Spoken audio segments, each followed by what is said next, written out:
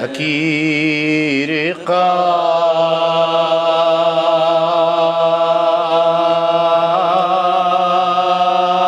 قبر میں کیوں کان کھائے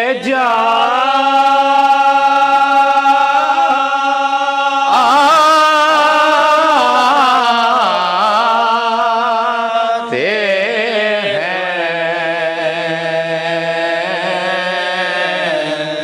ٹھہر بھی جاؤ کہ حیدر آبائے جا ٹھہر بھی جاؤ کہ حیدر آبائے جا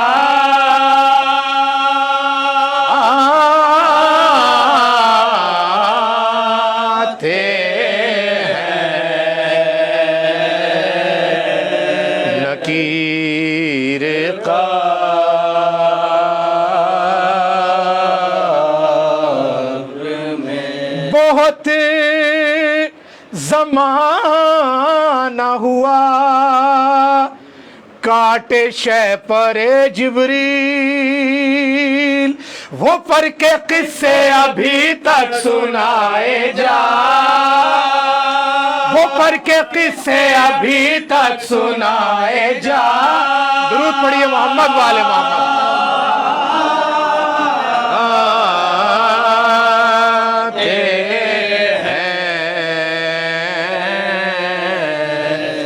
لکیر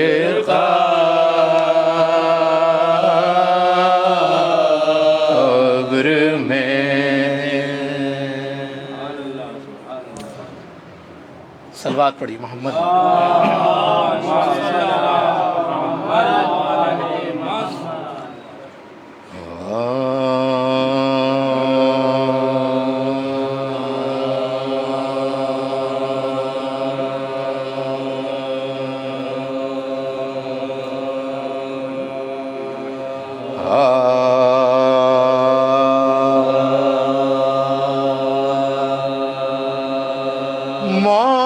موت جب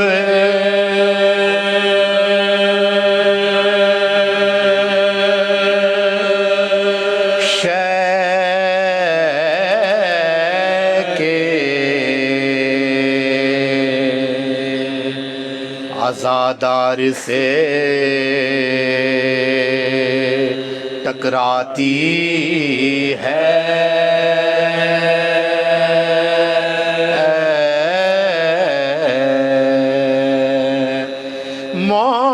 موت جب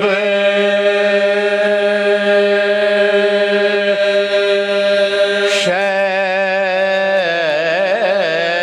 کے عزادار سے ٹکراتی ہے وہ تو مرتا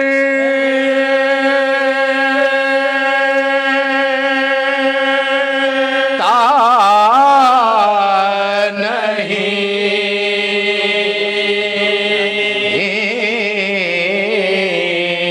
خود موت ہی مر جاتی ہے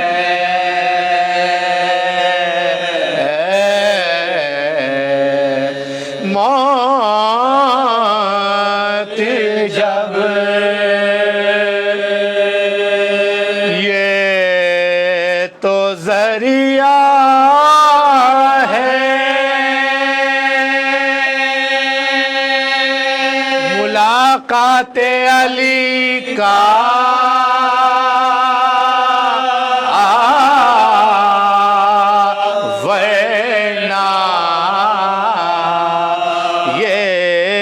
تو ذریعہ ہے ملاقات علی کا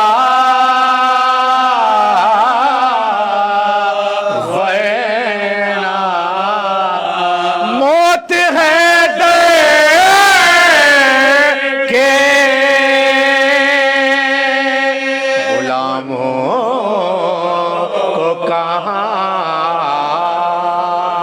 درود پڑھے محمد والے آتی ہے موت جب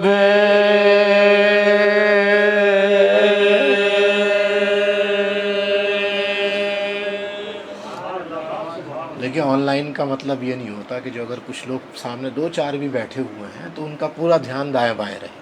مجلس ہوتی ہے چاہے ایک آدمی اکیلا بیٹھا ہوا ہو تو برائے مہربانی جو یہاں دھیان رکھیں. آپ سامنے بیٹھ کے ادھر ادھر نقل و حرکت کرنا یہ بہت بری بات ہے. درود پڑھیں محمد والے محمد.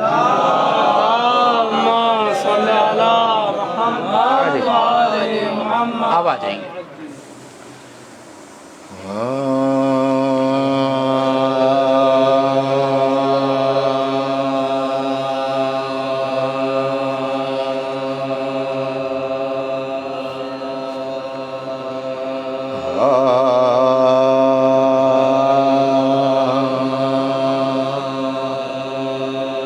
دعوت ہو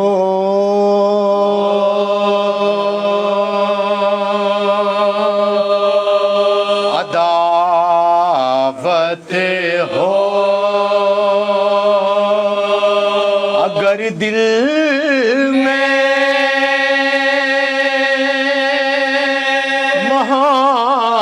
محبت مل نہیں سکتی جو پہنچا دے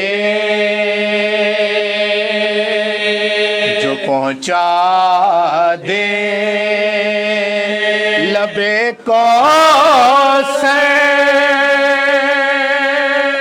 وہ قسمت مل نہیں سکتی. عداوت ہو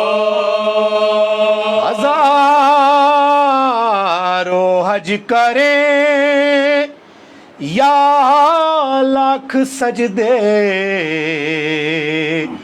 وہ نمازوں میں مگر شب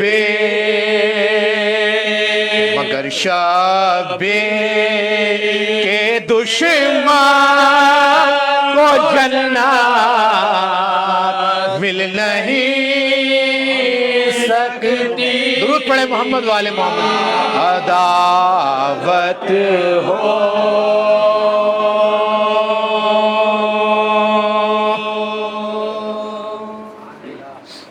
بار دیگر صلوات.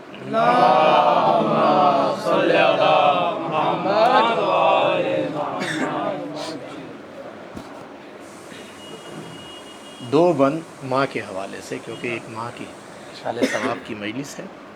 ملاحظہ فرمایا حضرات.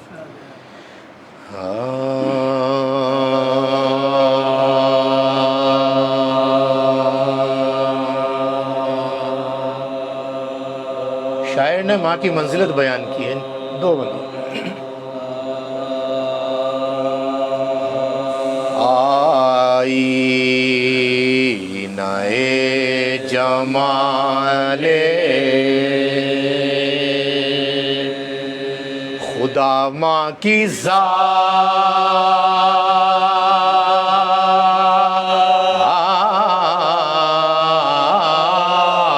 ذات ہے. آئینہ جمال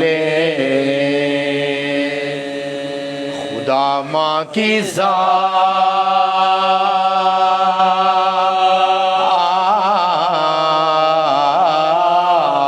ہے. ماں اپنے ہی وجود میں ایک کائنات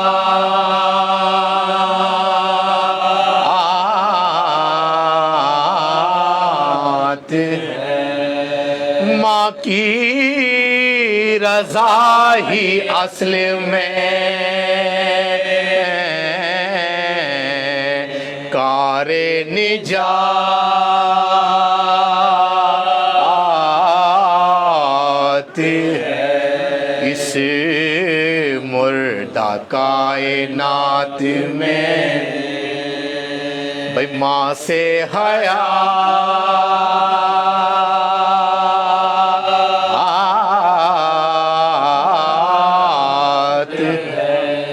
اس مردہ کائنات میں ماں سے حیات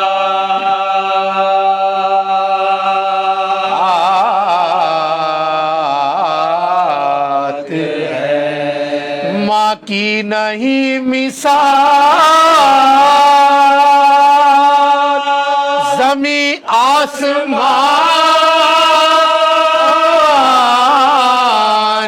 میں ہوتی نہ ماں تو کچھ بھی نہ ہوتا جہان میں ماں سب کی ہے مگر نہیں زہرا سی کو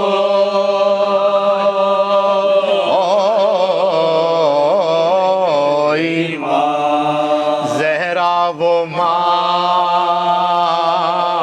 ہے جن کے سبب ہے یہ دو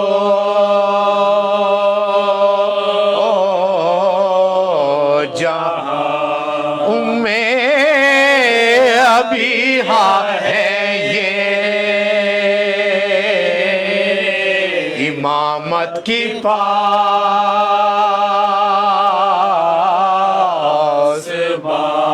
زہرا وہ ماں کے جن سے ہے دین خدا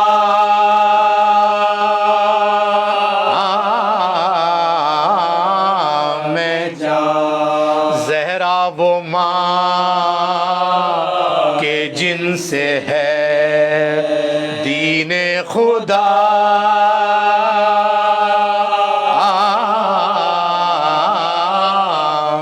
اور بیت ملاحظہ فرمائے خوشبو بہشت کی ہے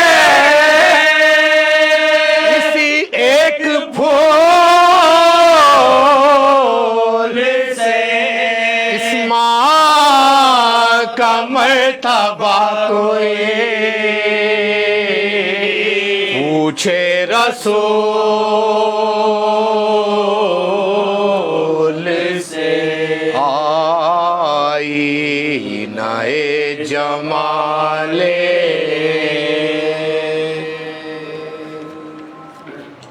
درود پڑھیے محمد و آل محمد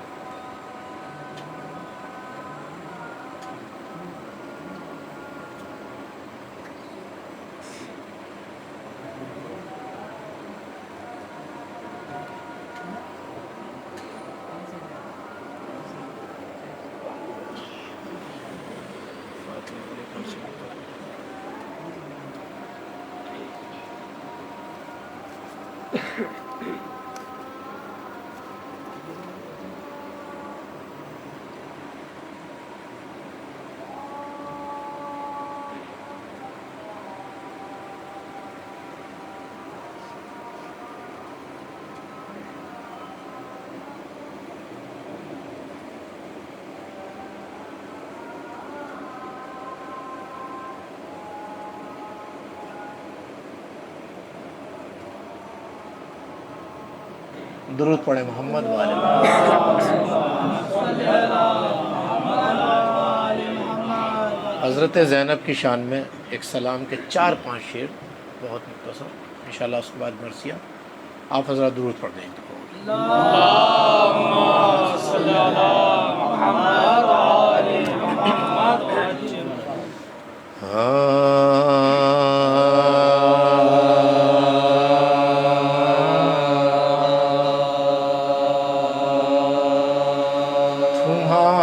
تمہارا برتر و اعلیٰ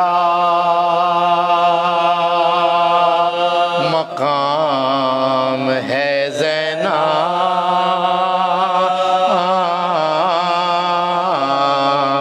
تمہارا برتر و اعلیٰ مقام ہے زینب، زمانہ بھیجتا تم پر سلام ہے زینب، زمانہ بھیجتا تم پر سلام ہے زینب، تمہارا برتر و اعلیٰ مقام ہے زینب. شیخ لہذا فرمائے یوں ہی تو تم پہ درود و سلام ہے زینب، یوں ہی تو تم پہ درود و سلام ہے زینب، کہ تم پہ کار امام تمام ہے زین. درود پڑھے محمد والے کہ تم پہ کار امام تمام ہے زینب، تمہارا برتر و اعلیٰ مقام ہے زینب. ہر ایک کہہ اٹھا جس نے سنا تیرا لہجہ، ہر ایک کہہ اٹھا جس نے سنا تیرا لہجہ، علی کے بعد علی کا پیام ہے زینب، علی کے بعد علی کا پیام ہے زینب، تمہارا برتر و اعلیٰ مقام ہے زینب. اور یہ شعر بھی خاص طور پر ملاحظہ کرو، کرے جو نو کے سینہ پر تلاوت قرآن، کرے جو نو کے سینہ پر تلاوت قرآن، اسی حسین کی خواہر کا نام ہے زین. درود پڑھے محمد والے. اسی حسین کی خواہر کا نام ہے زینب، تمہارا برتر و اعلیٰ مقام ہے. اور یہ شعر بھی خاص طور پہ ملاحظہ فرماتا، جو کربلا سے بچا لائی دین احمد کو، جو کربلا سے بچا لائی دین احمد کو، وہی خطیبہ کوفہ و شام ہے زینب، وہی خطیبہ کوفہ و شام ہے زینب، تمہارا برتر و اعلیٰ مقام ہے زینب. اور مقطع ملاحظہ فرمائیں، بلا لو روزے پہ انجم کی یہ تمنا ہے، بلا لو روزے پہ انجم کی یہ تمنا ہے، تمہارے مدح سراؤں میں نام ہے زینب، تمہارے مدح سراؤں میں نام ہے زینب، تمہارا برتر و اعلیٰ۔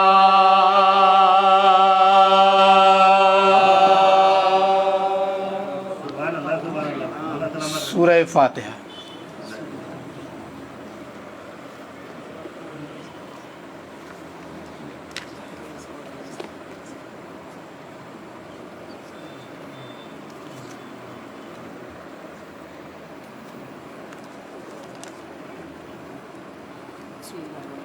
سورہ فاتحہ مرحومہ بلقیس فاطمہ بنت عابد حسین، حاجی علی عباس ولد الطاف حسین، اختری بیگم بنت شبیر حسین اور نظر عباس ولد علی عباس پڑھ کر آپ اصالہ ثواب کریں۔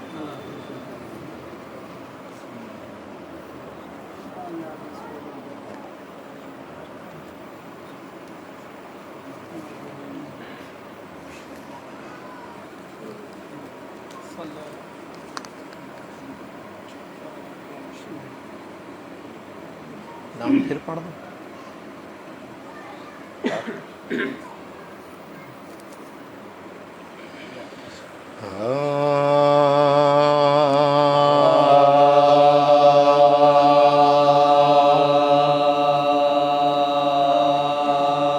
ماتم زہرا بپا ہے گھر میں علی کے، ماتم زہرا بپا ہے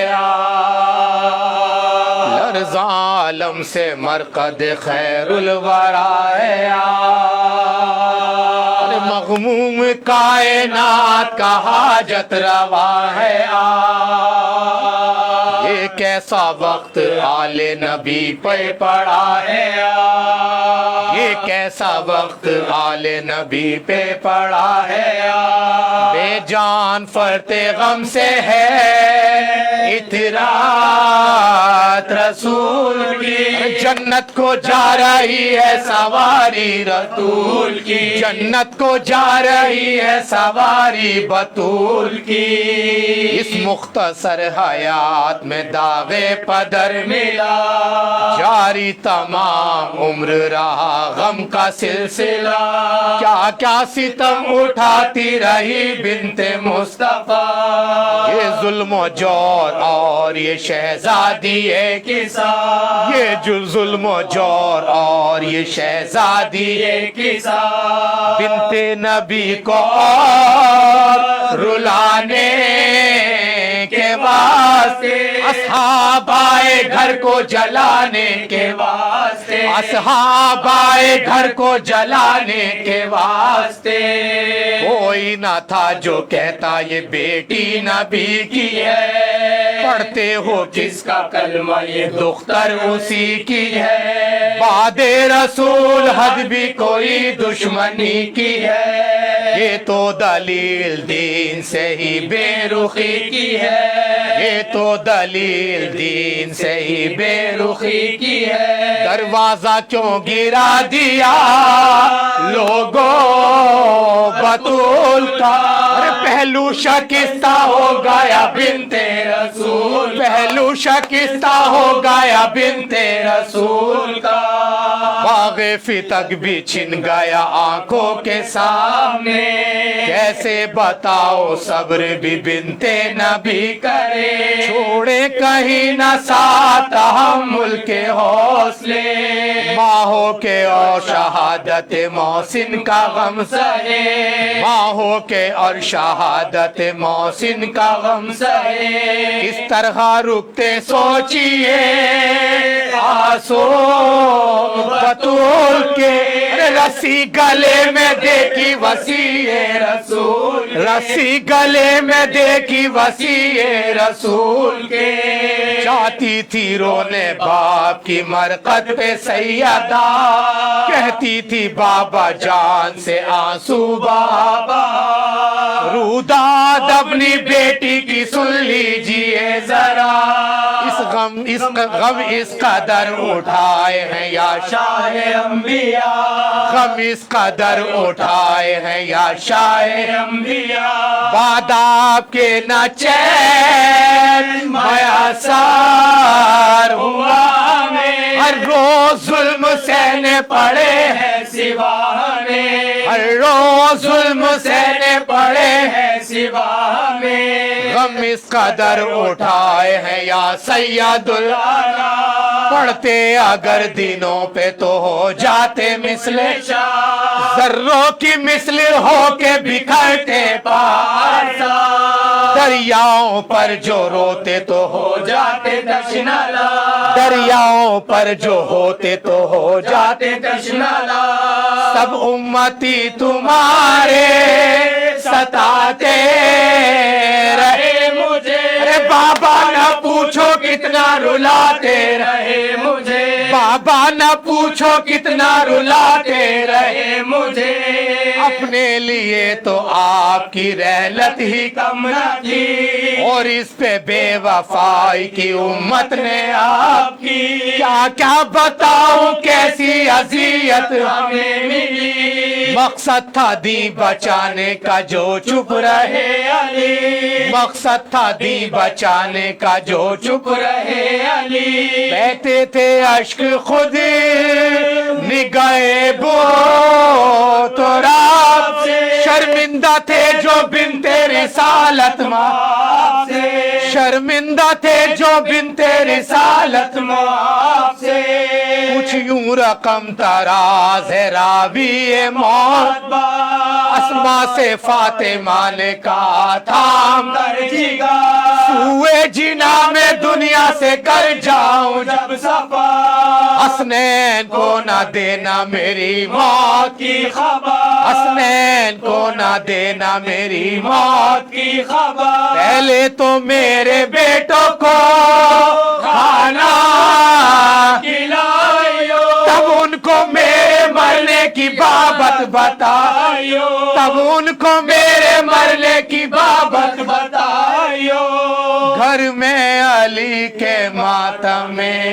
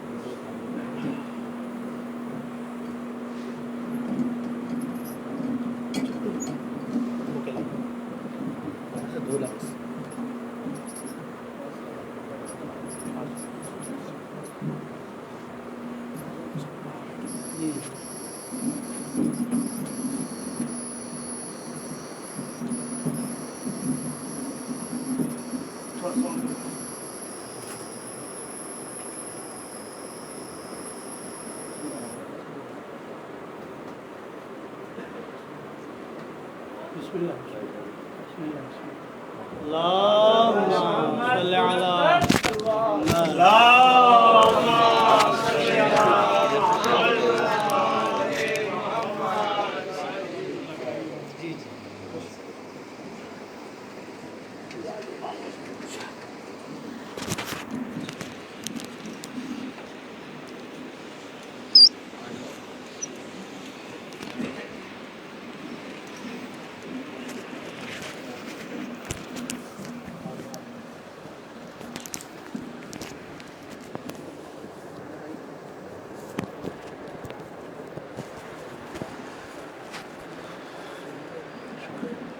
رحم اللہ من قرأ الفاتحہ بسم اللہ الرحمن الرحیم إياك نعبد وإياك نستعين اهدنا الصراط المستقيم صراط الذين أنعمت عليهم غير المغضوب عليهم ولا الضالين سبحان ربك.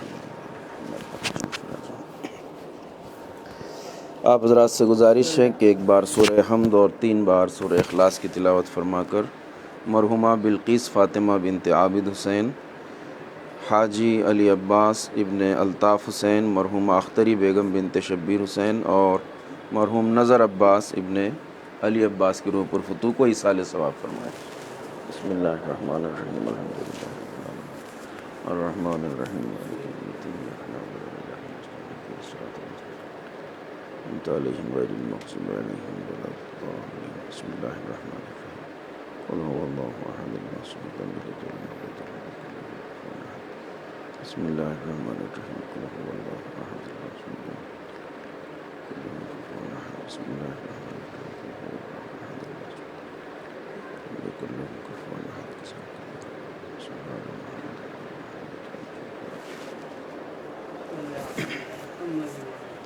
اعوذ باللہ السمیع العلیم من الشیطان اللعین الرجیم. حسبنا اللہ ونعم الوکیل نعم المولا ونعم النصیر.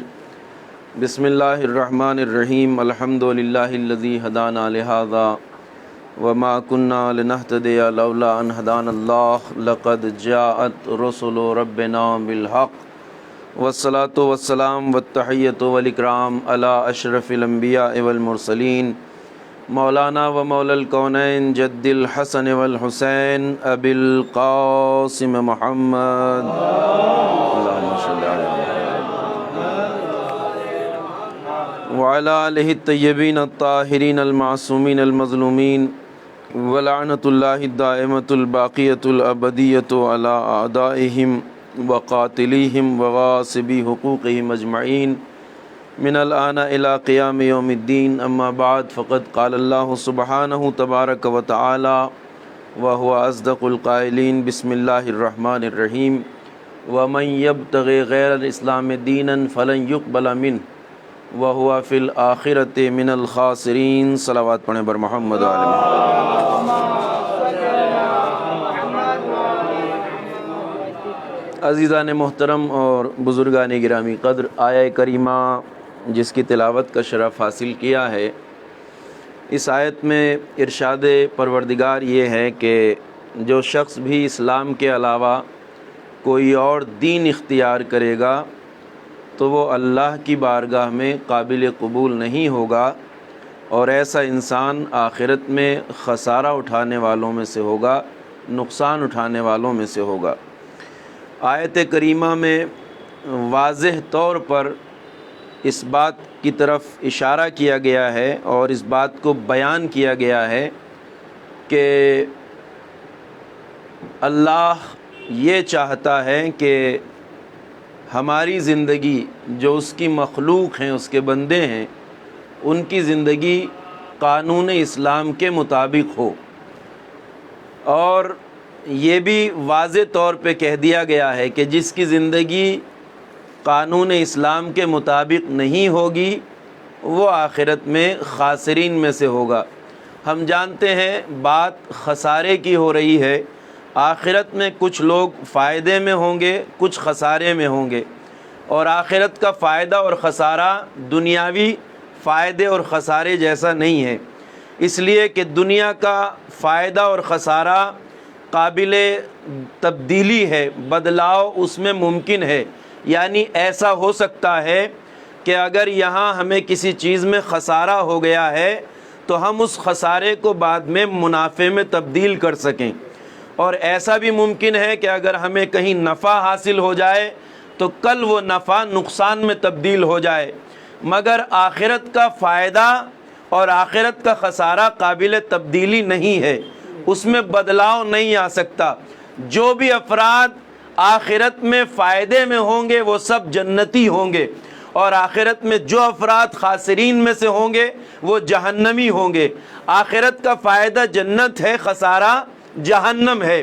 تو اعلان یہ ہوا کہ جو شخص اسلام کو بطور دین اختیار نہیں کرے گا وہ آخرت میں خاسرین یعنی اہل جہنم میں سے ہوگا. واضح اعلان ہے. یہ اسلام سے اپنی پسندیدگی کا اعلان ہے اللہ کی طرف سے، یعنی زندگی قانون اسلام کے مطابق ہونا چاہیے۔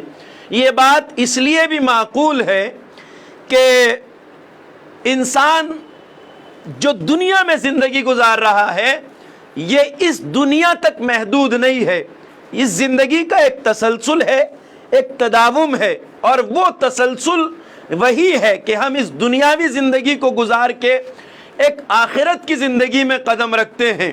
دنیا کی زندگی مختصر ہے، فانی ہے، ختم ہونے والی ہے، تمام ہونے والی ہے، زائل ہونے والی ہے، مگر آخرت کی زندگی باقی رہنے والی ہے، قائم رہنے والی ہے، ابدی ہے، وہاں کوئی فنا نہیں ہے، بقا ہے، دار بقا ہے، وہ وہاں رہنا ہی رہنا ہے، یہاں سے جانا ہی جانا ہے۔ اور اب اگر ہم یہاں زندگی گزار رہے ہیں تو اس زندگی کے لیے کوئی قانون ہونا چاہیے، دستور ہونا چاہیے، طریقہ ہونا چاہیے، کس طرح رہنا ہے، کس طرح جینا ہے، کون سے طریقے پہ عمل کر کے ہم نجات پا سکتے ہیں، کون سے طریقوں پہ عمل کر کے ہمیں نقصان ہو سکتا ہے۔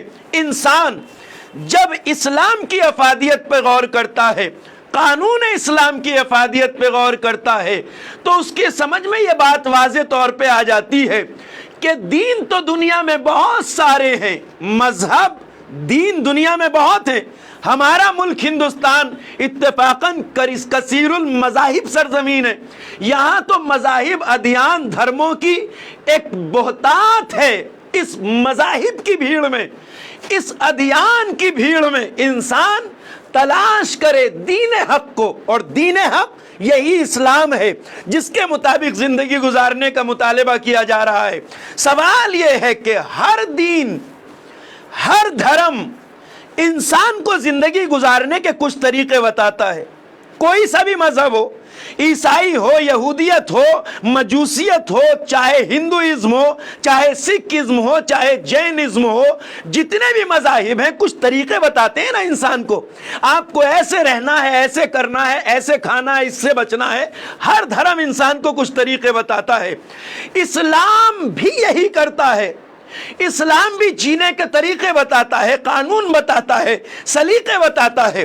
اسلام کی آفاقیت، اسلام کی بلندی، اسلام کے امتیاز کی دلیل یہ ہے کہ دنیا میں جتنے بھی ادیان ہیں، دھرم اور مذاہب، وہ دو طرح کے ہیں۔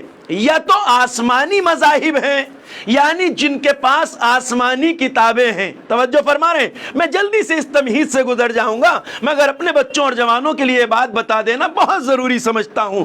تو جتنے بھی مذاہب ہیں دنیا میں، یا تو آسمانی مذہب ہیں، یعنی جن کے پاس آسمانی کتابیں ہیں، ان کی شریعت بھی اللہ کی طرف سے نازل ہوئی تھی، جیسے یہودیوں کا مذہب ہے، عیسائیوں کا مذہب ہے، ان کے پاس آسمانی کتابیں ہیں، اللہ کے پیغمبر آئے، شریعتیں آئیں، آسمانی کتاب ہے۔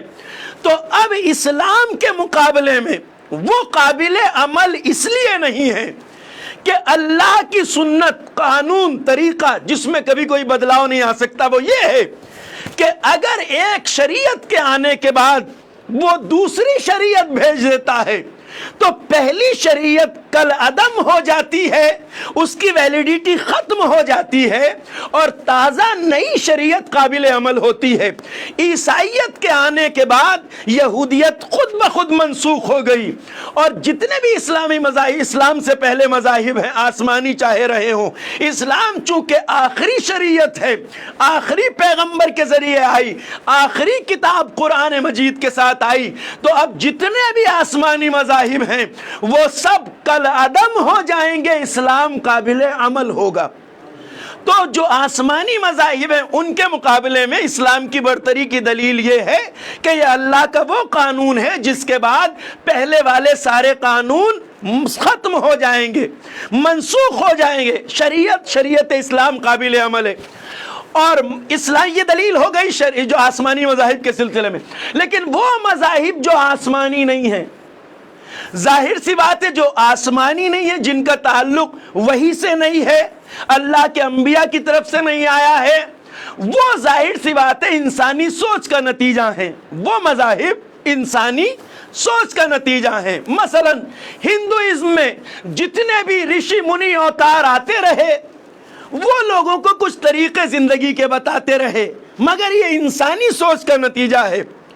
आप बुद्धिज्म में चले जाइए, महात्मा गौतम बुद्ध, उन्हें कुछ इंसानों के लिए कवानीन जीने के तरीके और सलीके अच्छे लगे, उन्होंने बउनवाने कानून उनको बयान कर दिया, ये बुद्धिज्म कहलाया। शख्सियत हजरत गुरु नानक को कुछ उसूल इंसानों के लिए पसंद आए उनके ख्याल और जहन में, उन्होंने उसे बतौर मजहब पेश कर दिया, ये सिखिज्म कहलाया। माशाअल्लाह जितने मज़ाहिब हैं। तो जब इंसान इस्लाम को और इन मज़ाहिब को सामने रखता है तो ये बात समझ लेनी चाहिए कि आसमानी मज़ाहिब इस्लाम के मुकाबिल में इसलिए नहीं ठहरते कि इस्लाम के आने के बाद वो मनसूख हो जाते हैं, और दुनिया में जितने मज़ाहिब और हैं जो इंसानी सोच का नतीजा हैं वो इसलिए इस्लाम के सामने नहीं ठहरते कि इस्लाम अल्लाह का बनाया हुआ कानून है और ये इंसानी सोच का नतीजा है।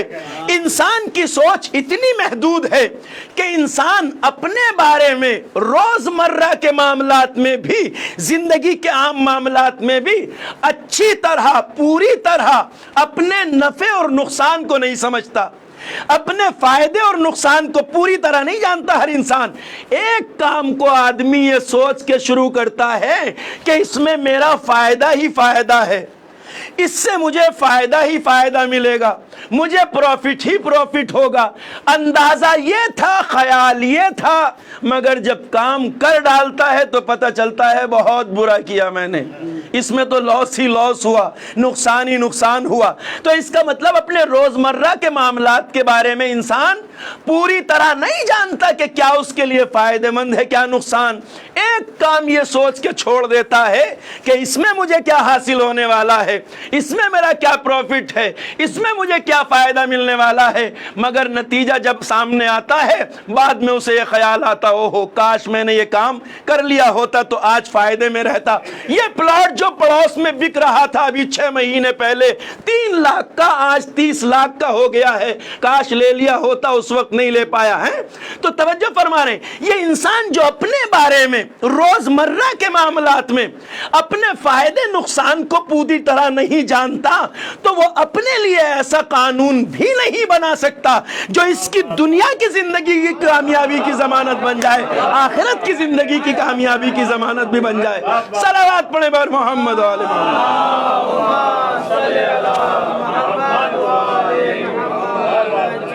जिंदगी दुनिया तक महदूद नहीं है, जिंदगी का तसलसल आखिरत तक है।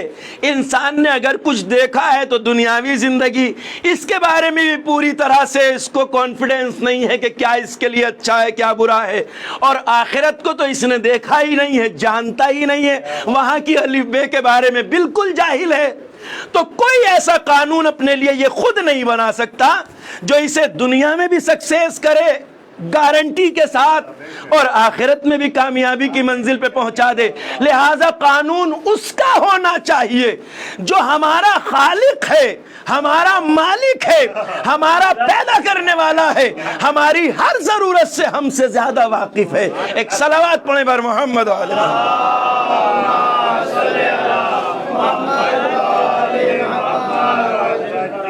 तो इस्लाम इसलिए बरतर है, इस्लाम इसलिए अफजल है, इस्लाम की हक्कानियत की दलील ये है, इंसान बहुत अच्छी सोच भी ले आए तो उस पर अमल की जमानत नहीं दे सकता और कोई गारंटी नहीं दे सकता है कि वो कानून इंसान के लिए मुफीद होगा। यूएनओ, अक़वाम मुत्तहिदा का क़याम, यूनाइटेड नेशन क्यों किया गया था? ताकि दुनिया से जुल्म का खात्मा हो, नाइंसाफी का खात्मा हो, ना अहली का खात्मा हो, जराइम का खात्मा हो, जालिमों के हाथ काट दिए जाएं, मजलूमों को इज्जत मिले, सरबलंदी, सुकून। दुनिया के बेहतरीन माइंड जमा हुए, उन्होंने ये कानून बनाया। जाहिर सी बात है सारी नेशंस, सारी अक़वाम से बेहतरीन दिमागों को जमा किया जाता है अक़वाम मुत्तहिदा में, जो इंसानों के लिए इन बेहतरीन कानून को लागू करना चाहते। कानून बहुत अच्छे हैं مگر کیا ان قوانین کے آنے کے بعد دنیا میں جرائم کے گراف کم ہوا؟ ظلم کا خاتمہ ہوا؟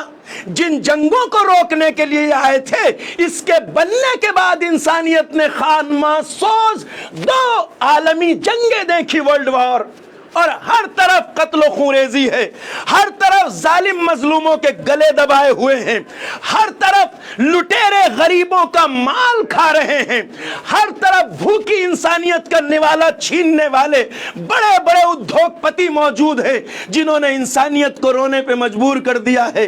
تو اتنا اچھا قانون ہونے کے باوجود روکا کیوں نہیں گیا؟ اس کا مطلب یہ ہے کہ انسان جب کوئی قانون بناتا ہے تو وہ بظاہر اچھا ہو سکتا ہے مگر اس کو جاری کرنے کی ضمانت نہیں دے سکتا۔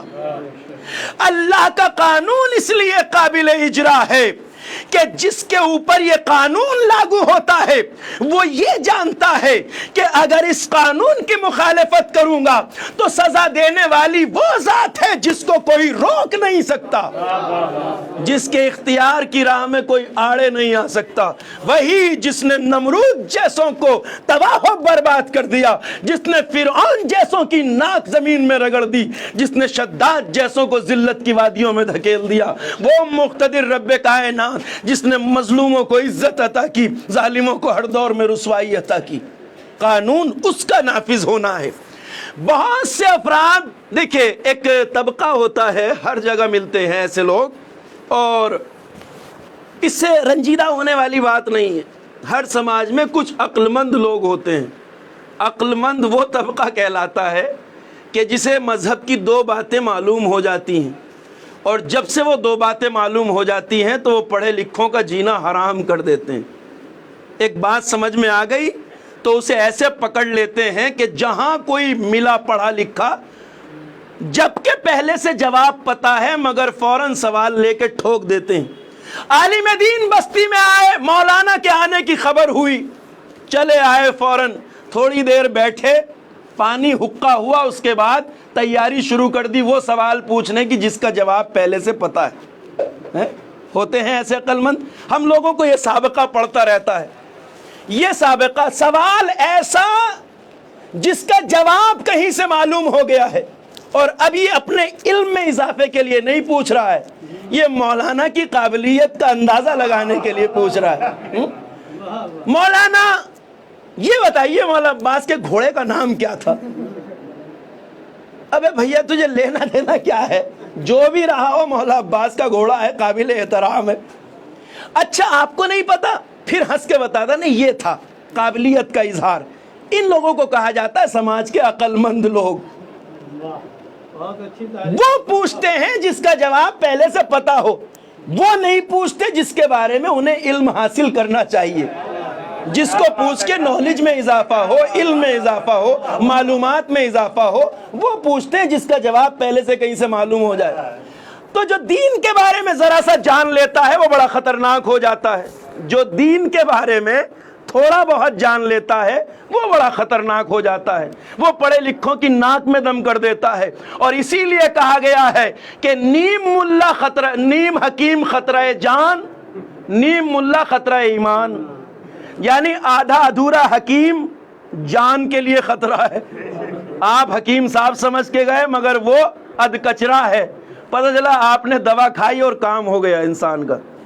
اور یہ جھولا چھاپ ڈاکٹر دن رات یہ تماشا گاؤں بستیوں دیہاتوں میں دکھاتے رہتے ہیں۔ شوگر اتنی بڑھی ہوئی ہے مریض کی کہ اس کو نارمل کرنے کے لیے اسے ٹیبلیٹ دینی چاہیے، وہ جھٹ دے سے انجیکشن لگا دیتے ہیں، چند منٹ میں مریض کا کام ختم ہو جاتا ہے۔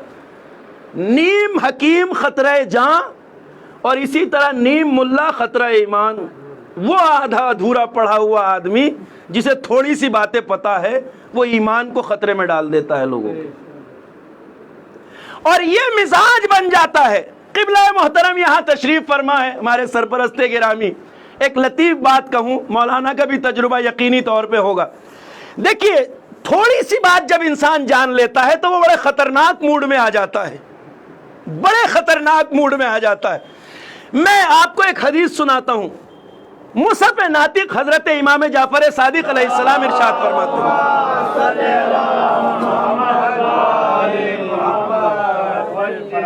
کام آئے گی آپ کے یہ حدیث اگر ذہن میں محفوظ کر لیں گے. مولا فرماتے ہیں العلم ثلاثۃ اشبار، علم 3 بالشت ہے. العلم ثلاثۃ اشبار، 1 2 3. اب آپ اس کو بالشت مان لیجئے، مرحلے مان لیجئے، اس کے مراحل مان لیجئے. توجہ فرما رہے ہیں. العلم ثلاثۃ اشبار، علم 3 بالشت ہے. مولا فرماتے ہیں تعبیر یہ ہے 3 مرحلے، 3 قدم، 3 بالشت. علم 3 بالشت ہے مولا فرماتے ہیں. اب اس میں لطیف بات یہ ہے، مولا فرماتے ہیں اذا وصل الى الشبر الاول تکبر، جب آدمی علم کی پہلی بالشت تک پہنچتا ہے تو وہ مغرور ہو جاتا ہے. وہ سمجھتا ہو میں تو بہت بڑا عالم بن گیا. ابھی پہلے مرحلے میں جب قدم رکھتا ہے علم کے پہلے زینے کی طرف جب بڑھتا ہے، یعنی ابھی تھوڑا سا کچھ پتہ چلنا شروع ہوا تو یہ پہلے مرحلے میں مغرور ہو جاتا ہے. اس میں غرور آنے لگتا ہو میں تو جان گیا بہت ساری چیزیں. تو کیا ہوا؟ اذا وصل الى الشبر الاول، جب پہلی بالش طے کرتا ہے علم کی مغرور ہو جاتا ہے. یا اس طرح کہوں کہ جب علم کے میدان میں بالشتیاں ہوتا ہے تو مغرور ہو جاتا ہے. اور اب یہ ہر کسی سے پوچھنا شروع کرتا ہے. ہم لوگوں کا یہ تجربہ ہے، چونکہ ہماری زندگی مدرسوں میں گزری ہے. جب ہمیں پہلے مدرسے میں جا کے نحو و صرف پڑھانی شروع کی جاتی ہے. نحو و صرف کا کام ہوتا ہے یہ بتانا کہ لفظ پہ اعراب زیر زبر کہاں کیسے آنا چاہیے.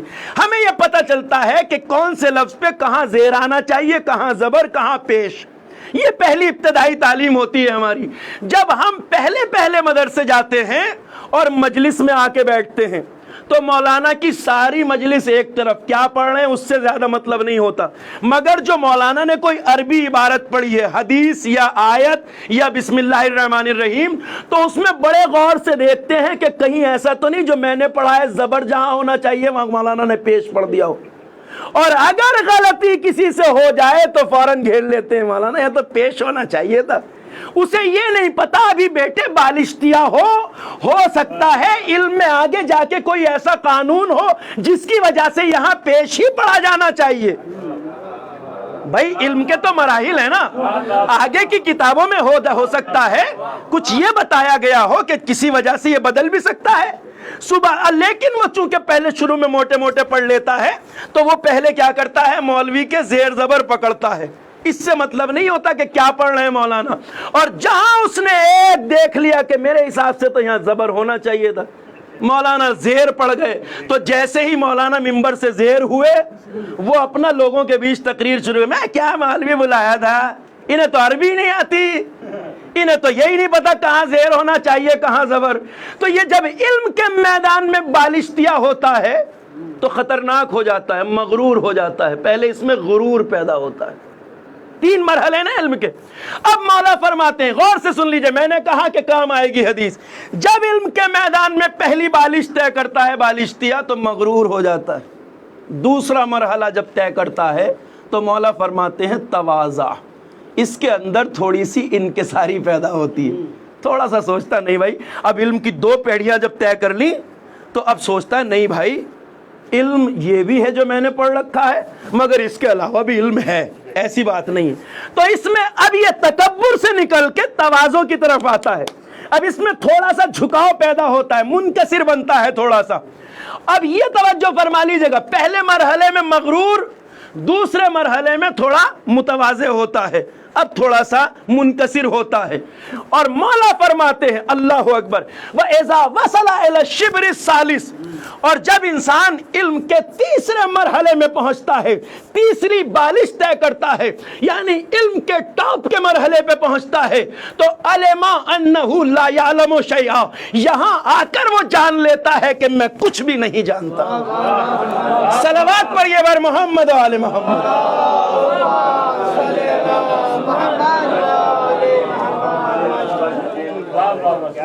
عالم کی شان یہ ہوتی ہے کہ وہ اپنے بارے میں مغرور ذرہ برابر نہیں ہوتا، اس لیے کہ اسے پتا ہے میں نے جتنا بھی علم حاصل کیا ہے اس کی مقدار جو نہیں معلوم اس کے مقابلے میں بہت کم ہے.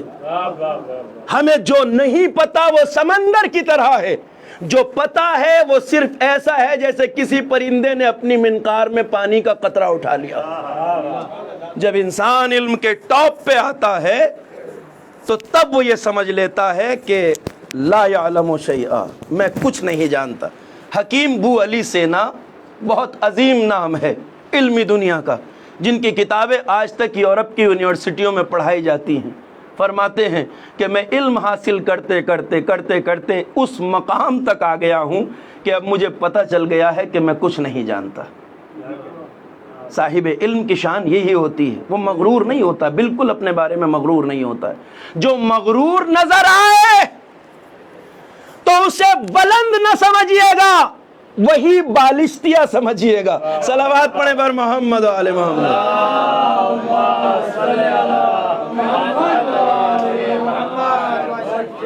تو بات وہاں سے میں نے عرض کی تھی کہ جو یہ چھوٹے موٹے تھوڑی بہت معلومات والے سماج میں گھومتے ہیں بڑے خطرناک ہو جاتے ہیں۔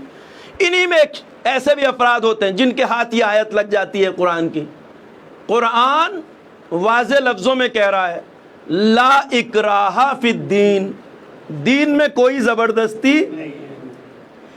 اب وہ کہتا ہے بھائی قرآن کہہ رہا ہے دین میں کوئی زبردستی نہیں، اور مولوی صاحب آپ کہہ رہے ہو نماز پڑھو، نہیں پڑھو گے تو جہنم کا عذاب تیار ہے، ڈنڈے پڑیں گے، گرز پڑیں گے، وہاں آہنی آگ میں تپے ہوئے گرز، زنجیریں، یہ کون سی زبردستی ہے؟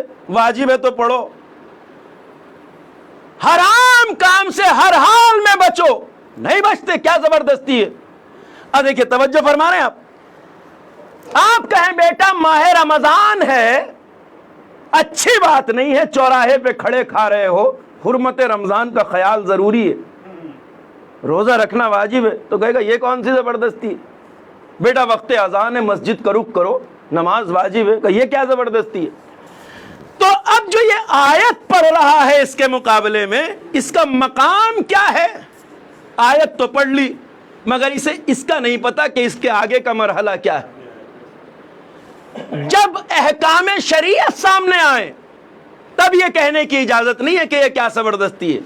لا اکراہ فی الدین کا مطلب یہ ہے دین میں کوئی زبردستی نہیں ہے، اس کا مطلب یہ ہے کہ اسلام کسی کو زبردستی گردن دبا کر مسلمان ہونے کا حکم نہیں دیتا۔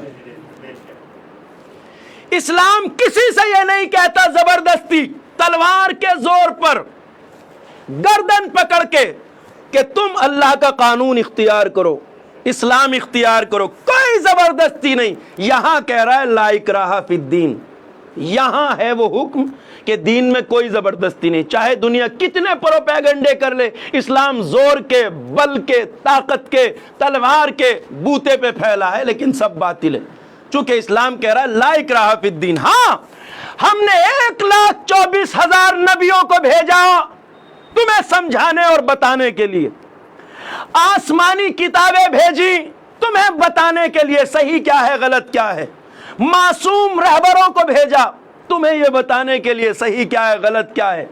اگر سمجھ میں آتا ہو تو قبول کرو، کوئی زبردستی نہیں، پھر بھی اگر پلے نہ پڑتا ہو کچھ اور تمہارا نہ ماننا ہو تمہیں تو کہیں بھی ٹھوکرے کھاؤ، کوئی زبردستی نہیں۔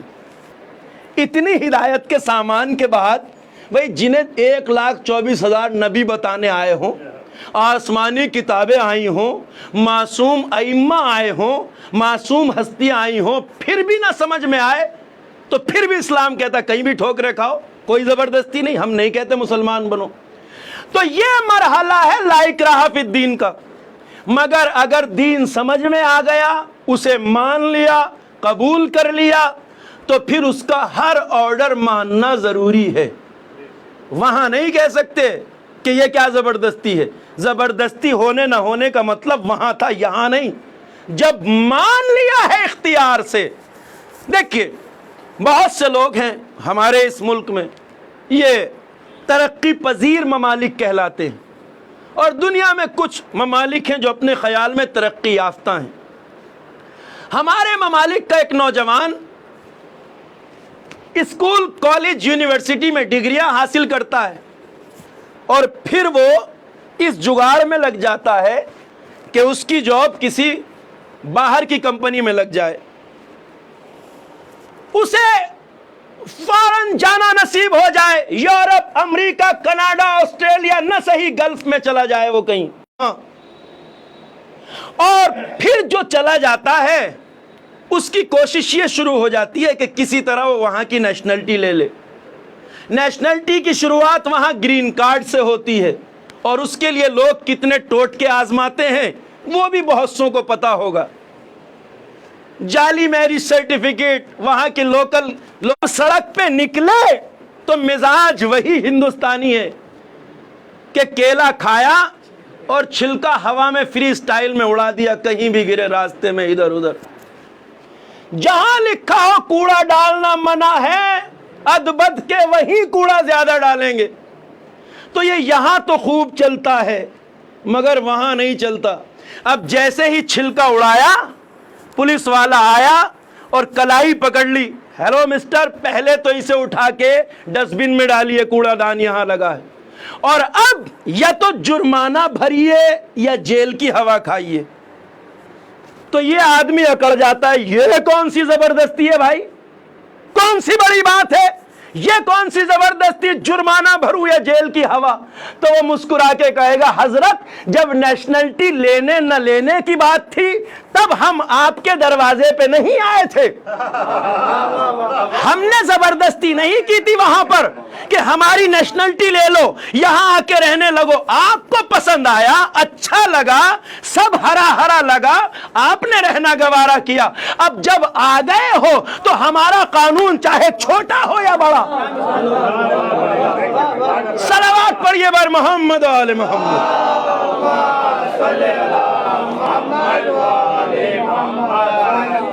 غور فرما رہے ہیں بھائی، اس کی بات معقول ہے۔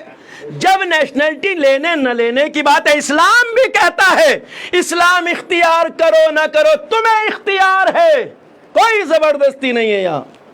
پسند کیا، سمجھ میں آیا، راہ نجات نظر آئی، دنیا و آخرت کا فائدہ نظر آیا، قبول کر لیا، تو پھر ہمارا ہر حکم ماننا ہے، چاہے تمہیں سخت لگتا ہو یا آسان۔ اس لیے کہ یہ قوانین، یہ چھوٹی سی زندگی جو تمہیں یہاں گزارنے کو دی گئی ہے، یہ اس لیے دی گئی ہے کہ یہ بڑی مختصر ہے، اسے ہمارا بن کے گزارو۔ اور دیکھو، اس قانون پہ عمل کرنے میں ہمارا کوئی فائدہ نہیں ہے، اللہ کا فائدہ تھوڑی ہم اسلام پہ عمل کریں۔ اس لیے کہ اس فرش اعضا پہ بیٹھنے والے بچے اچھی طرح جانتے ہیں کہ فائدہ اسے چاہیے ہوتا ہے جس کے یہاں لفظ ضرورت پایا جاتا ہو، جس کے یہاں نیاز پائی جاتی ہو، ضرورت۔ اللہ بے نیاز مطلق ہے نا، اللہ کے یہاں لفظ ضرورت تو نہیں ہے، تو اسے ہمارے سجدوں، عبادت، نمازوں کی ضرورت نہیں ہے۔ اس نے یہ احکام بھی اس لیے رکھے، وہ بتانا چاہتا ہے میرے بندے، میں نے تجھے خلق کیا ہے، بنایا ہے، پیدا کیا ہے، قوانین میں نے اپنے لیے نہیں رکھے، بلکہ جس دن تیرے شعور کی آنکھیں کھلیں گی تو سمجھ جائے گا کہ اسلام پہ عمل کرنے میں تیرا فائدہ ہے، میرا فائدہ نہیں۔ تو ہے جو آتش جہنم سے بچے گا، تو ہے جسے نعمتیں اور برکتیں اور کمالات عطا ہوں گے، تو ہے جو اس جگہ تک آئے گا جہاں تک ہم تجھے لانا چاہتے ہیں۔ عمل کا وقت بہت مختصر ہے، واللہ تعلیمات اہل بیت اطہار علیہ السلام میں جب ہم دیکھتے ہیں عمل کا یہ پیریڈ بہت مختصر ہے۔ دیکھیے، یہ ہم ایصال ثواب کی مجلس کے لیے اس وقت جمع ہوئے ہیں، یہ ایصال ثواب کی مجلس ہے، اور ہم سب کو پتا ہے کہ جیسے ہم سے پہلے جانے والے گئے ہیں اس دنیا سے، بالیقین 100% ایک دن ہمیں بھی اس راستے پہ جانا ہی جانا، بچنے کا کوئی راستہ نہیں، سب کو یقین کامل ہے۔ ایصال ثواب کی اس مجلس کے فرش پہ جب ہم بیٹھے ہیں تو ہمیں پتا ہے کہ یہ زندگی بہت مختصر ہے، اس کے مقابلے میں پلک جھپکنے کی برابر۔ الدنیا ذل زائل، دنیا ایک ایسا سایہ ہے جو زائل ہونے والا ہے۔ آپ کہیں دیکھتے ہیں سائے میں کھڑے ہوئے، چند سیکنڈوں کے بعد وہ سایہ وہاں سے آگے بڑھ جاتا ہے۔ الدنیا ذل زائل، یہاں ٹھہراؤ نہیں ہے، بقا نہیں ہے، یہ زائل ہونے والی ہے، ہر انسان آ رہا ہے، چلا جائے گا۔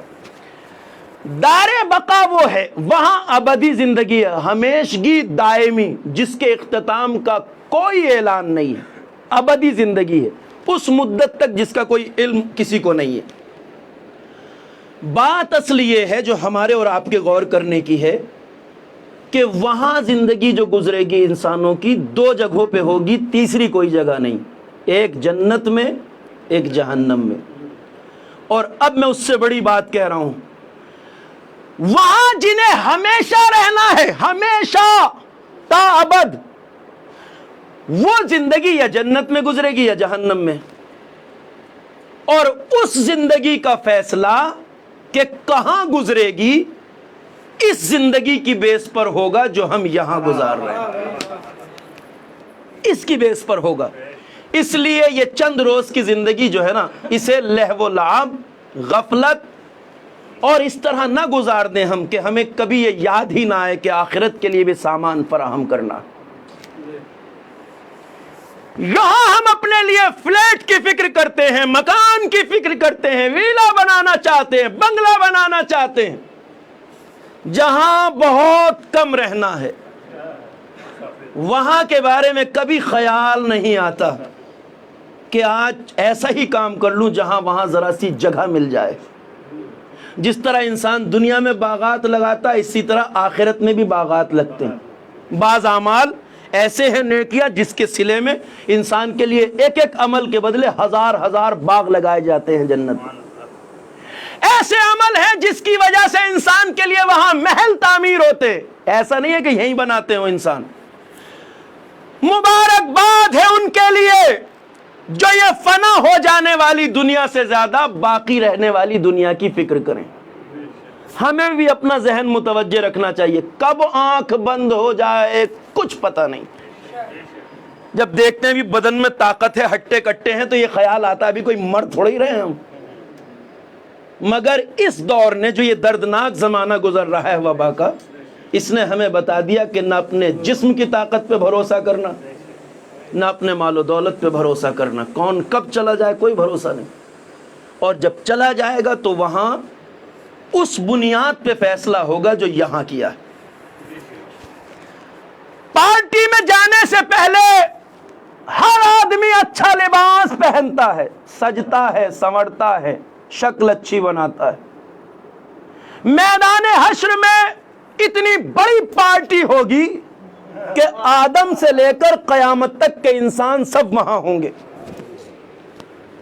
کبھی انسان یہ فکر کرے کہ جب میں محشر کے میدان میں اتنی بڑی تعداد میں انسانوں کے بیچ ہوں گا تو میری شکل وہاں کیسی ہوگی۔ اعمال ہی وہاں کی شکل ترتیب دیں گے۔ غور فرما رہے ہیں آپ؟ میں ایک بات کہنا چاہتا ہوں، اور بڑی معذرت، صرف ذہنوں کو بیدار کرنا ہے، اور یہ درس عمل خود اپنے لیے پہلے ہے۔ ہم چاہتے ہیں کہ ہم جس پارٹی میں جائیں 50 آدمی ہی کیوں نہ ہو، ہم اچھے لگے، اچھا لباس ہو بدن پہ، ہمارے جسم سے خوشبو آئے، لوگ ہمیں دیکھیں کہ ہاں واقعاً آدمی اچھا لگ رہا ہے، سلیقے مند ہے۔ آخرت کے میدان میں جب ہم کھڑے ہوں گے تو ہم نے کبھی اس کی فکر کی ہے کہ ہمارے جسم کی حالت کیا ہوگی؟ روایتیں کہتی ہیں وہ زبانیں جو زبانیں صدق معصومین کی، روز محشر بعض انسان میدان حشر میں اس طرح محشور ہوں گے کہ انہیں ان کی پیشانی سے پکڑ کے گھسیٹا جا رہا ہوگا۔ بعض ایسے ہوں گے جن کے بدن کی بدبو سے سارے میدان محشر کے لوگ پریشان ہو جائیں گے۔ بعض لوگوں سے اتنی بدبو پھوٹ رہی ہوگی۔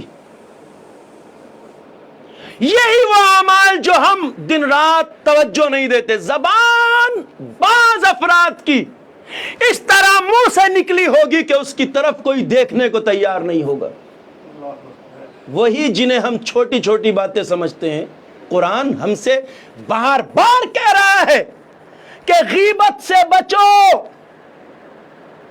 اس لیے کہ غیبت کی مثال ایسے ہی ہے جیسے کوئی اپنے مردہ بھائی کے جسم سے گوشت نوچ کے کھا رہا ہو۔ مگر جہاں ہم کھڑے ہوتے ہیں پہلا کام کسی نہ کسی کی غیبت کرنا ہوتا ہے۔ شروع ہو جاتے ہیں بغیر سوچے سمجھے. تو میدان حشر کا ہوگا، پارٹی اتنی بڑی ہوگی کہ آدم سے لے کر قیامت تک کے سارے انسان. چھوٹی سی پارٹی میں جانے کے لیے ہم سجتے ہیں، سنورتے ہیں، ہر بات کا خیال رکھتے ہیں. آخرت کی اس بھیڑ میں جہاں سب ہوں گے، وہاں ہم کس شکل میں جائیں گے اس کی فکر ہمیں یہی کرنا ہوگی. اس لیے کہ موت کے بعد عمل کا پیریڈ ختم ہو جاتا ہے. مرنے کے بعد آدمی اپنے لیے کچھ نہیں کر سکتا، خود اپنے لیے. اسی لیے قرآن اس حقیقت کو بیان کرتا ہے. اللہ کی بارگاہ میں بعض لوگ گڑ گڑا کے کہیں گے رب کریم ایک بار اور دنیا میں بھیج دے، اب کے جا کے نیک اعمال کریں گے. مگر وہ وقت ختم ہو چکا ہے، وہ فرصت ہاتھ سے جا چکی ہے. وہ موقع یہی ہے جو ہمارے پاس اس وقت ہے. وہ ٹائم ابھی ہے جب ہم اپنی روز محشر کی شکل کو طے کریں یہاں پر کہ ہم وہاں کس حالت میں محشور ہوں گے. آخرت کی زندگی دائمی اور ابدی ہے. ہم واقعاً دن رات جس بھاگ دوڑ میں ہیں، ہم وقت نہیں نکالتے اپنے فرائض کے لیے، دین کے لیے، مذہب کے لیے. کاروبار میں حلال و حرام کا خیال رکھنا بہت ضروری ہے، بہت ضروری ہے.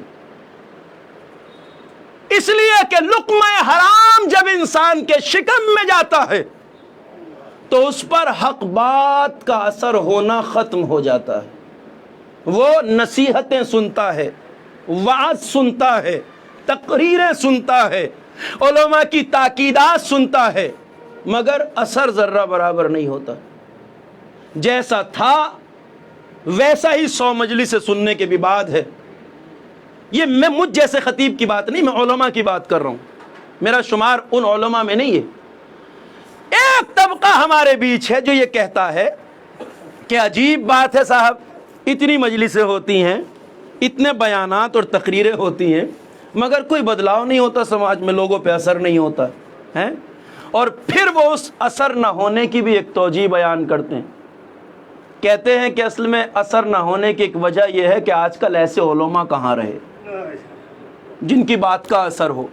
یہ بات اگر مجھ جیسے مولوی کی حد تک کہی جائے تو صحیح ہو سکتی ہے، لیکن پاکیزہ علماء بھی منبر پہ آتے ہیں، متقی پرہیزگار.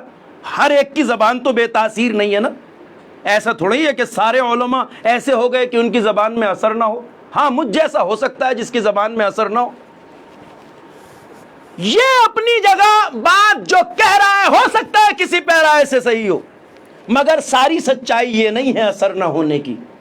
ایک اثر نہ ہونے کی وجہ یہ بھی ہوتی ہے کہ جس انسان کے جسم میں نجس غذا شامل ہوتی ہے، لقمہ حرام، ناجائز کمائی سے کمایا ہوا ایک لقمہ بھی، تو اس کے اوپر نصیحتیں اثر نہیں کرتی.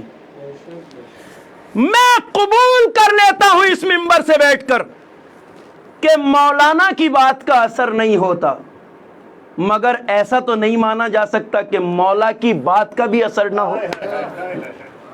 یہ تو نہیں مان سکتا نا کوئی. مولانا کی بات کا اثر نہ ہو یہ ہو سکتا ہے، مگر ایسا نہیں ہو سکتا کہ مولا کی زبان میں بھی اثر نہ ہو. مولا کہیں اور اثر نہ ہو، کوئی یہ تھوڑی کہہ سکتا کہ زبان میں اثر نہیں. نعوذ باللہ خاکم بدہن، اگر تصور بھی کرے گا تو دین سے خارج ہو جائے گا. مولا اگر کہیں اور پھر بھی اثر نہ ہو تو اس کا مطلب زبان میں کمی نہیں ہے، کمی کہیں اور ہے. اسی کمی کی طرف میدان کربلا میں سید الشہداء نے لشکر اعداء کو متوجہ کیا.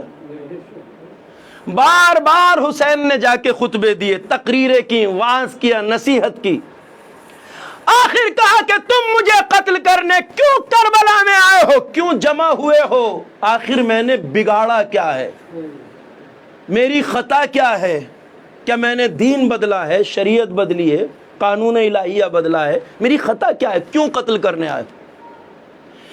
اس سامنے والے لاکھوں کے لشکر پہ کیوں اثر نہیں ہو رہا تھا؟ زبان امام وقت کی تھی. یہ نہیں کہہ سکتے کہ زبان میں اثر نہیں تھا. امام نے بتایا کہ اثر کیوں نہیں. اتنی تقریروں اور واعظ و نصیحت کے بعد بھی جب اثر نہیں دکھائی دیا تو حسین ابن علی نے فرمایا کہ سنو، تم پر میری نصیحت اس لیے اثر نہیں کر رہی ہے کہ تمہارے پیٹ لقمہ حرام سے بھرے ہوئے ہیں۔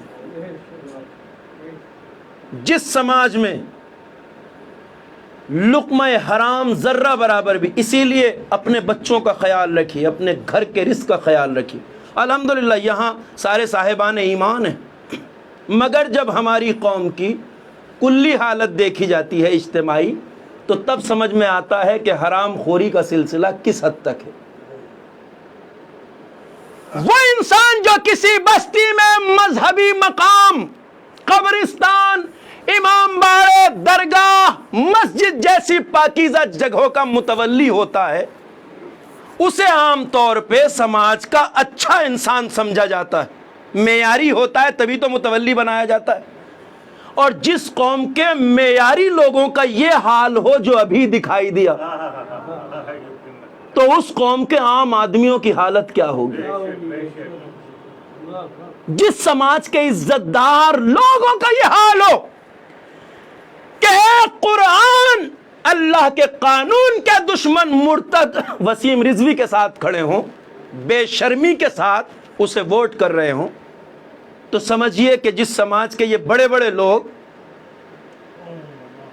اتنے زیادہ مال حرام کے عادی ہوں، بھائی کیا رشتہ ہے؟ صرف رشوت دے کر بنتے ہیں، رشوت دے دے کے اپنی متولی شپ باقی رکھتے ہیں اسی کے۔ ایسا سب جگہ نہیں ہے، مگر اکثر بڑے اوقاف کی بات کر رہا ہوں، چھوٹے موٹے اوقاف کا تو وہاں اندراج بھی نہیں ہے۔ ہر متولی صاحب کو مت ٹوکنے لگیے گا، یہ جہاں سے سالانہ ہماری لاکھوں کروڑوں کی آمدنیاں ہیں جن پراپرٹیوں سے، ان کی بات کر رہا ہوں۔ ووٹ ڈالنے کا حق بھی انہی کو ہے، چھوٹے موٹوں کو تھوڑا یہ بیچاروں۔ لقمہ حرام اتنا بتایا گیا، اتنا کہا گیا، اتنی گزارش کی گئی، اتنا علماء نے کہا کہ یہ شخص دین سے خارج ہے، مرتد ہے، کیونکہ قرآن کی حقانیت کا منکر ہے۔ اس کے باوجود ووٹ کیوں دیا؟ نصیحتوں نے اثر کیوں نہیں کیا؟ سمجھانے کا اثر کیوں نہیں ہوا؟ اس لیے کہ جس شکم میں لقمہ حرام جاتا ہے وہاں اثر نہیں ہوتا ہے۔ لہذا ضرورت ہے، آخرت بہت بڑی ذمہ داری کا نام۔ سید الشہداء مظلوم کربلا لشکر اعداء کے سامنے کھڑے ہو کے کہہ رہے ہیں میں نے بگاڑا کیا ہے؟ میری خطا کیا ہے؟ میں نے ایسا کیا کیا ہے جو تم مجھے قتل کرنے آئے ہو؟ مظلوم حسین، حسین معصوم ہے۔ جان اور خون کے پیاسے دشمنوں کو بھی حسین میں کوئی قصور نظر نہیں آیا۔ یہ نہیں کہا آپ کی خرابی، آپ کی خطا یہ ہے، بس یہ کہا بغضاً لأبیک، حسین ہم آپ کو آپ کے بابا کی عداوت میں قتل کرنا چاہتے ہیں۔ اللہ اکبر۔ مظلوم، اولین مظلوم تاریخ علی ابن ابی طالب جیسی ذات اتنی مظلوم ہے کہ نسلوں در نسلوں علی کی عداوت کا سلسلہ ختم نہیں ہوا۔ حسین اسلامی سماج اور معاشرے میں پھیلی ہوئی اسی گمراہی کو ختم کرنے کے لیے میدان کربلا میں آئے تھے، تاکہ جس امت کو نصیحتیں بیدار نہیں کر رہی ہیں، جس کے مردہ ضمیروں کو حسین کی تقریر نہیں جگا رہی ہے، اسے کم از کم حسین کے گلے کے خون کے چھینٹوں سے ہی بیداری حاصل ہو جائے، انہیں راہ راست دکھنا شروع ہو جائے۔ کربلا کا احسان ہمارے اوپر یہ ہے کہ کربلا نے ہمارے لیے یہ دین بچا دیا جو دین قیامت تک آنے والے انسانوں کی نجات کا ذریعہ۔ کربلا نہ ہوتی تو یہ دین نہ ہوتا جس پہ چلنے کا اللہ حکم دے رہا ہے۔ جب یہ دین نہ ہوتا تو قیامت تک آنے والے انسانوں کی نجات کے لیے پھر کیا بچتا کہ جس پہ چل کے وہ کامیابی حاصل کر سکے دنیا اور آخرت۔ اسی لیے کہا جاتا ہے حسین کا احسان ساری انسانیت پہ، مگر اس کے لیے مظلوم کربلا نے جو قربانیاں دی وہ بے مثال ہیں۔ حسین فرزند زہرا، دل بند علی مرتضی، 3 دن سے حسین کے خیموں سے ننھے ننھے بچوں کی العطش کی آوازیں آ رہی ہیں، ہائے پیاس، ہائے پیاس۔ آج کل گرمی کا سیزن ہے، چند گھنٹے ہمیں پانی نہ ملے تو کیا حالت ہونے لگتی. کہاں صحرائے کربلا کی گرمی، 3 دن کی پیاس، ننھے ننھے بچے سسک سسک کے کہہ رہے ہیں العطش، ہائے پیاس ہائے پیاس. ان بچوں میں ننھی سکینہ بھی ہے جو حسین کے سینے پہ سوتی ہے. ننھا سا علی اصغر بھی ہے جس کی زبان خشک ہو چکی ہے، ہونٹ خشک ہو چکے ہیں. تاریخ بتاتی ہے اب اصغر کے بدن میں اتنی طاقت بھی نہیں کہ جھولے میں خود سے کروٹ لے سکے. اس بزم میں جو صاحب اولاد ہیں، ایک لمحے کے لیے تصور کریں، ان گرمی کی راتوں میں اکثر یہ ہوتا ہے گھروں میں، اگر آپ کا بچہ رات کے وقت جاگ جائے اور پانی مانگ لے تو ہم اور آپ میں سے کوئی ایسا ہے کہ جو جب تک اپنے بچے کو پانی نہ پلا دے دوبارہ چین سے سو جائے؟ نیند آ سکتی ہے کسی؟ کوئی ذرا حسین کے دل کی خبر لے. سکینہ کہہ رہی ہے لتشائے پیاس، مگر حسین رضا الہی کے لیے میدان میں ثابت قدم ہے. پائے سے بات میں کوئی لغزش نہیں ہے. اجرکم اللہ، خدا کسی غم میں نہ رلائے سوائے غم مظلوم کربلا کے. روایت کہتی ہے یہی پیاسی سکینہ جو تڑپ تڑپ کے العطش کہہ رہی تھی ہائے پیاس، وقت وہ آ گیا کہ جب بابا مقتل کی طرف رخصت ہونے لگے. حسین گھوڑے پہ بیٹھ کر سوار ہو کے مقتل کی طرف جانا چاہتے. روایتیں بتاتی ہیں مظلوم کربلا گھوڑے پہ سوار ہوئے. اجرکم اللہ، مصائب کے چند فقرے مجلس تمام ہو جائے گی، ایصال ثواب ہو جائے ان مرحومین کے لیے جن کے ایصال ثواب کی مجلس ہے، اس مرحومہ والدہ کے لیے جس کی برسی کی مجلس ہے. حسین گھوڑے پہ سوار ہو گئے، زندگی بھر اشاروں پہ چلنے والا ذوالجناح آج حسین کا اشارہ پانے کے باوجود آگے نہیں بڑھا، آگے نہیں بڑھتا. حسین نے گھوڑے کو پھر ایڑ لگائی، اشارہ کیا. منشا سمجھ کے بڑھنے والا گھوڑا آج حسین کے ایڑ لگانے کے باوجود جب آگے نہیں بڑھا تو مظلوم کربلا نے سر جھکا کے کہا ذوالجناح مجھے پتا ہے تو بھی بہت پیاسا ہے. ذوالجناح سن، یہ تجھ پہ میری آخری سواری ہے، مجھے میری منزل تک پہنچا دے. مجھے نہیں پتا باوفا گھوڑے کے دل پہ کیا گزری. کچھ ایسا اثر ہوا، ایک طرف آقا کا حکم، ایک طرف ذوالجناح اپنی مجبوری جانتا ہے. اس کشمکش میں گھوڑے نے سر جھکا لیا، آنکھوں سے موٹے موٹے آنسو کے قطرے گرنے لگے. زمین پر جہاں آنسو ٹپک رہے تھے گھوڑے کے، وہاں جب حسین کی نظر پڑی تو کیا دیکھا؟ قدموں سے ننھی سکینہ لپٹی ہوئی ہے اور کہہ رہی ہے بابا کے گھوڑے میرے بابا کو مقتل میں نہ لے جا، صبح سے جو گیا واپس نہیں آیا. حسین اترے، سکینہ کو ذوالجناح کے قدموں سے اٹھایا، سینے سے لگا لیا، پیار سے سر پہ ہاتھ پھیرا اور کہا بیٹا سکینہ آپ نے تو ہمیں خیمے میں رخصت کر دیا تھا نا؟ کہاں بابا رخصت کر دیا تھا؟ کہا تو میری لال جب خیمے میں رخصت کر دیا تھا تو اب ذوالجناح کے قدموں سے کیوں لپٹی ہو؟ کہا بابا صبح سے جو گیا واپس نہیں آیا. بابا اب آپ بھی مقتل کو جا رہے ہیں. کہا لاڈلی ہم نے اجازت لے لی تھی، ہم رخصت ہو لیے تھے خیمے میں. سکینہ بس عزادارو، معصوم سکینہ کی زبان سے ایک فقرہ روایت میں درج ہے. سکینہ نے اس مقام پہ کہا بابا اب جا رہے ہو تو جاؤ، اب سکینہ آپ کو نہیں روکے گی، بابا اب جا رہے ہیں تو جائیے، اب سکینہ نہ روکے گی، مگر جانے سے پہلے ایک فرمائش ہے، اسے پورا کر دیجئے۔ سنیں گے ارباب اعضاء، مصائب کے لیے جملہ کافی ہے۔ بابا ایک آرزو ہے، تمنا وہ پوری کرتے جائیے۔ کہا لال کیا بات ہے سکینہ بیٹی، کیا کہنا چاہتی ہو؟ کہا بابا جا رہے ہیں تو جائیے، اب سکینہ نہ روکے گی، ولیکن ردنا الی حرم جدنا، جانے سے پہلے ہمیں نانا کے مدینے واپس پہنچا دے۔ اس سکینہ کو مدینہ بہت یاد آتا تھا، جو مدینے میں تھی تو کبھی چچا عباس کی آغوش، کبھی بھیا اکبر کی آغوش، کبھی پھپھی اماں کی آغوش، کبھی پھپھی ام کلثوم کی آغوش، کبھی بابا کا سینہ۔ اس سکینہ کو مدینہ بڑا یاد آتا تھا۔ بابا جانے سے پہلے نانا کے مدینے واپس پہنچا دیجئے۔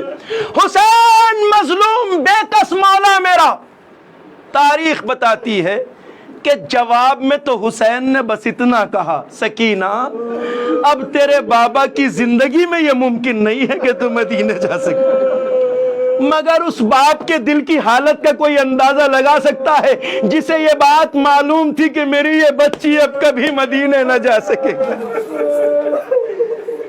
اجرکم اللہ، بس آزاد و مصاب ہوں گے۔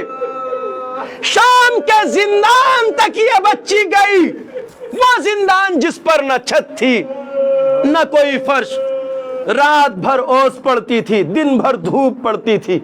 سیدانیہ اس زندان میں اسیر تھی۔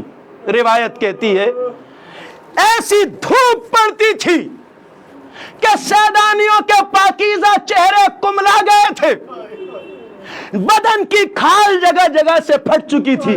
آپ جانتے ہیں 1 سال گزرانا زندان میں، اگر کوئی آدمی سال بھر کھلی جگہ رہے، ہر موسم گزرا ہوگا نا، تو اس کی کھال جگہ جگہ سے پھٹنے لگتی۔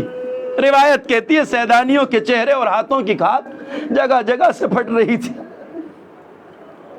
دوپہر کی دھوپ میں جب سیدانیاں زمین پر بیٹھی ہوتی تھی، اتنی گرمی ہوتی تھی کہ سیدانیاں بے حال ہو جاتی تھی۔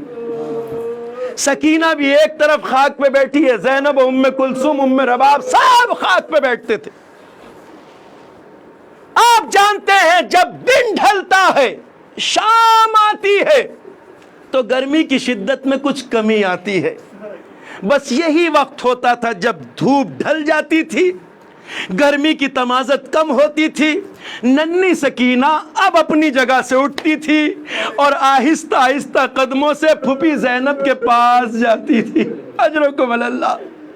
زینب سر اٹھا کے اپنی سکینہ کو دیکھتی تھی، اپنے بھیا کی امانت کو کلیجے سے لگا لیتی تھی، پھر اپنی آغوش میں لٹا لیتی تھی۔ سکینہ کے بالوں میں اپنی انگلیاں پھیر رہی ہوتی تھی زینب، اور سکینہ لیٹ جاتی تھی، سر نگاہیں سوئے آسمان دیکھتی تھی۔ کچھ پرندے ہیں، جھنڈ ہیں، پرے کے پرے اڑے جا رہے ہیں۔ سکینہ اپنی پھپھی سے یہ سوال کرتی تھی، پھپھی اماں یہ پرندے کہاں جا رہے ہیں؟ زینب کہتی تھی میری لال سکینہ شام ہو گئی ہے، یہ پرندے اب اپنے گھروں کو جا رہے ہیں، شام ہو گئی۔ سکینہ پھپھی کی آغوش میں بیٹھ جاتی تھی، ایک بار یہ سوال کرتی تھی، پھپھی اماں شام ہو گئی، پرندے اپنے گھروں کو جا رہے ہیں، اے پھپھی اماں اس زندان شام میں وہ شام کب آئے گی جب ہمیں بھی نانا کے مدینے جانا نصیب ہوگا؟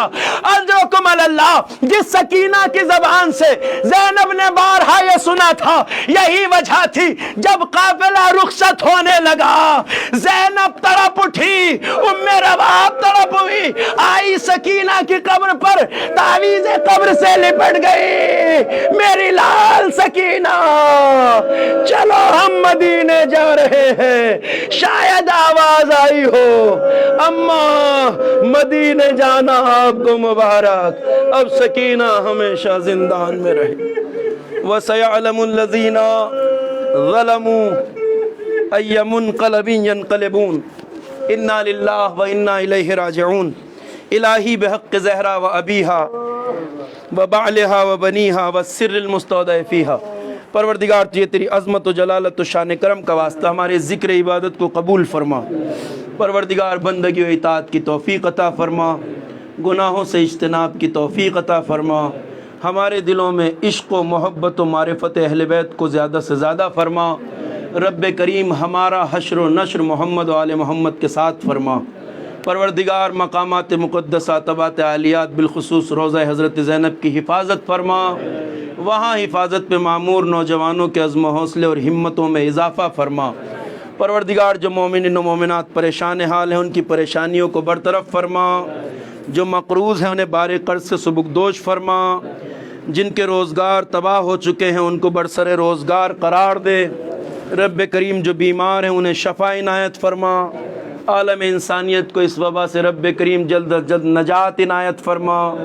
پروردگار جن مرحومین کے ایصال ثواب کے لیے مجلس برپا ہوئی ان کے درجات کو عالی و متعالی فرما، اعلیٰ علیین میں جوار شہزادی کونین عنایت فرما۔